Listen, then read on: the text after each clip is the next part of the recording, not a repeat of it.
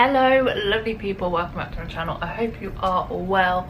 Welcome back to another Nervous Guide. Today we're doing the Nervous Guide to The Unlikely Pilgrimage of Harold Fry. I can't remember it. It's going to be another one of those two strangers carry across a cake across New York, and then I have to read it a million times and then it'll get stuck in my head forever. But enough of longer show titles. Like I said, we are here to do the Nervous Guide. If you don't know what that is or what my deal is, stick around, we'll get into it in 2 whole seconds. Let's go.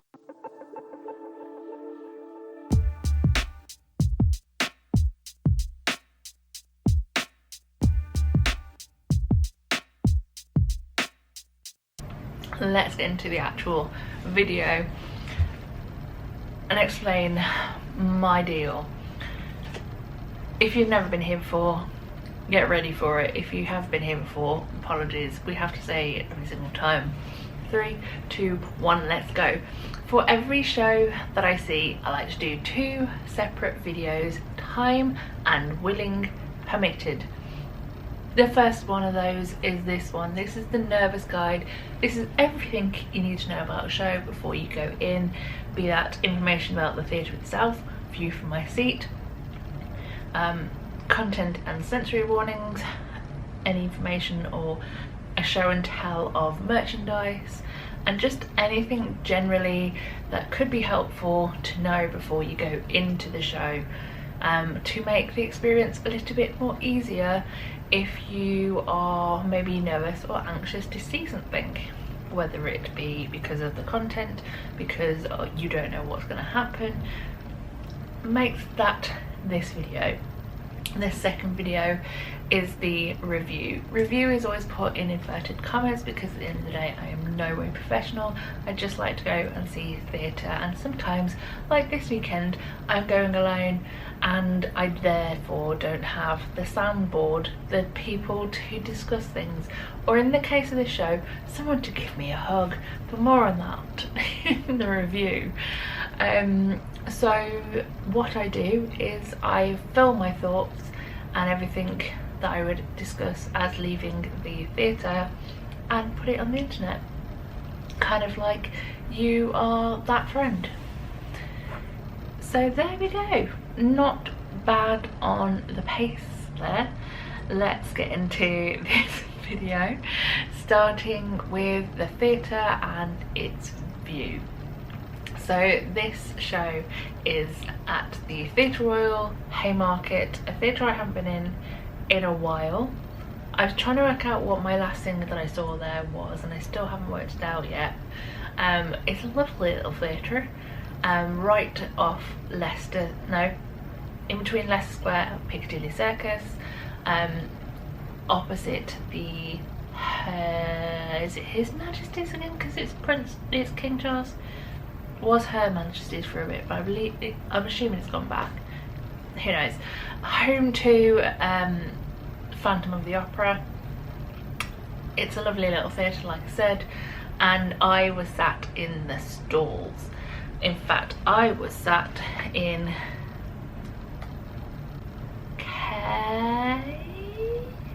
so close, L20.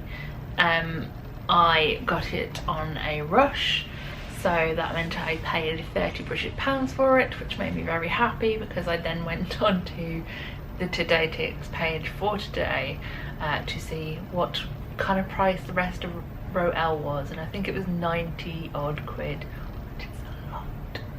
So the fact I got it as a rush was like the best. And the view looked like this. Absolutely great view wise. The chair was a bit narrow, but it wasn't uncomfortable, and I also ended up sitting on my coat for most of it, so I had a little bit of a raise up on the person in front of me, which was helpful. Not that if I didn't sit on my coat it wouldn't be a big problem, because the seating is quite raked at the Haymarket, or Theatre Royal Haymarket, but just thought I'd mention that I sat on my coat in case that makes any difference when you see the picture of my view that's like next to me right now. You're like, oh, she's grown, that's fine. Next up, let's talk running times and age suggestions. I'm getting all this information, this and also the content and sensory in a minute, from Todaytix itself, which I'm very grateful for. So the running time for this show is 2 hours 20, including an interval, so essentially about an hour each half and then 20-minute interval in the middle. It also suggests a 12+ for your age recommendation. I would agree because of some of the things that are discussed or referenced in this show. Speaking of things that are referenced and talked about in this show, let's get into the content and sensory things for this show. Starting with my personal notes. Now for me, sensory wise, I'm very much someone that has a thing about bright / flashing lights, especially after a long day. Loud noises, sudden noises, loud bangs, gunshots and visible guns. There is one visible gun to be mentioned in this show. It is Act 1. It is part of a song. Harold is walking and he essentially is walking through a farmer's field. The farmer brings out his gun, says, hey, you can't walk here, and he goes, Harold basically goes, thank you, sorry, I'm leaving, bye. Paraphrasing here, not the actual words. And then the farmer with his gun leaves. It's not fired, it's just there, just to be warned. There are a few flashing lights, and at one point there are quite bright lights that come just before and during,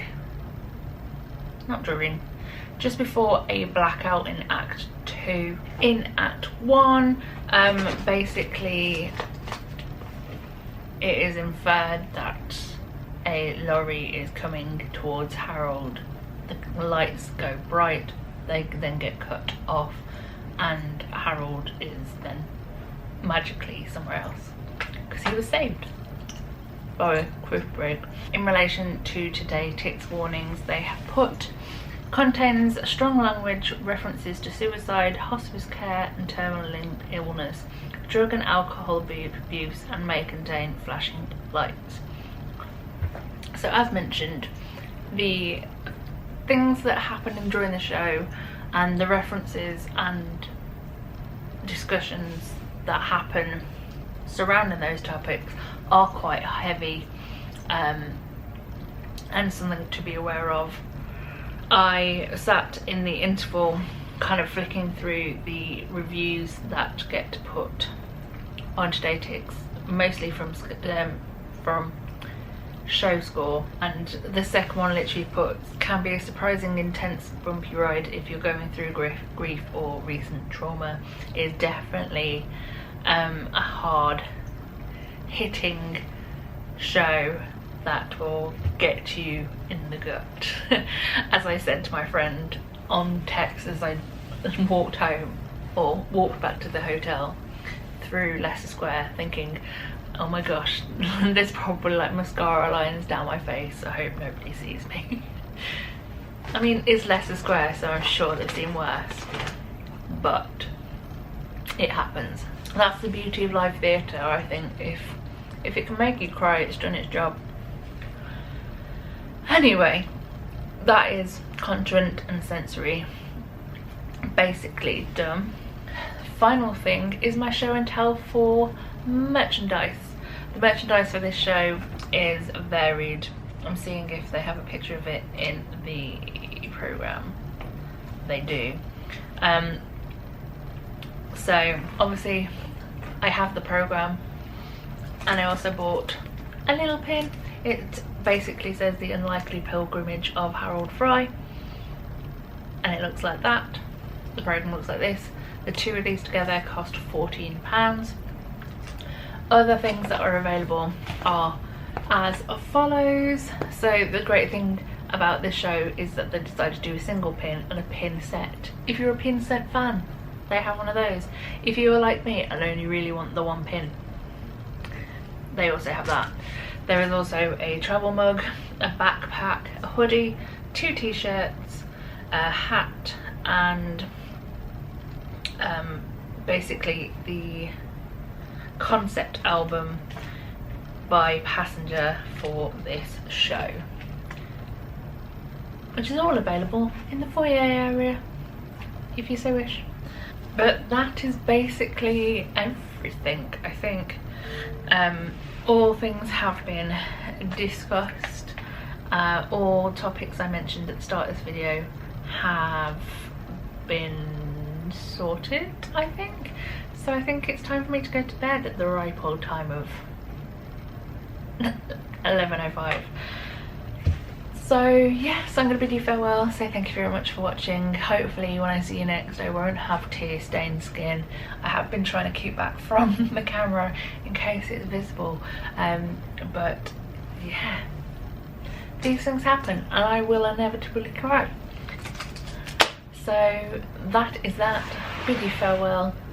So thank you very much for watching. I hope you come back at least for part 2, which is the review. But yeah, if you fancy it, feel free to subscribe or leave a comment. Just say hi. I like it. Anyway, I'm going to bid you farewell. Say what I always say to end a video, which is this: so long, farewell, auf Wiedersehen, and goodbye. Bye everyone.